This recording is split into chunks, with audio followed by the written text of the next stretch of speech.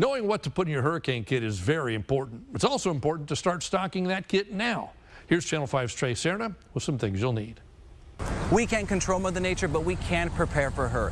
Hurricane season starts on June 1st and runs to November, but right now is the time to start getting ready. We're here in Mercedes outside Borderland Hardware Store, and we're going to go inside to show you all the supplies that you should be putting in your hurricane preparedness kit. Let's go. If you do lose power, you're going to want to be able to see. One way to do that is to buy a lamp, and don't forget the lamp oil. Or you can get a flashlight, and don't forget the batteries. Another important item to grab is an ice chest. You're going to want a different size depending on what you need, but this should be enough to carry some water, some food, and any important medications you might have. A raincoat and some rain boots might also come in handy. And don't forget about preparing your home. Bring things inside that can easily fly away. And for things that you can't bring inside, buy a tarp to cover them up and some rope to tie it down.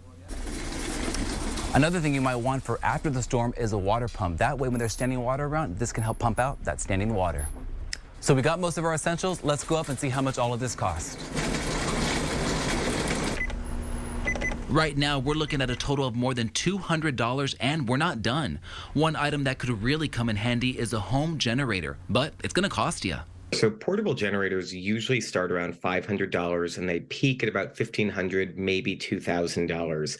Standby generators, on the other hand, start around $2,000 or $3,000, and you can expect to spend at least that much on the installation. That's Paul Hope with Consumer Reports, and he broke down some more things you should keep in mind when shopping for one. You want to look for a generator that's sized to put out enough wattage to power the things you would really need in an emergency.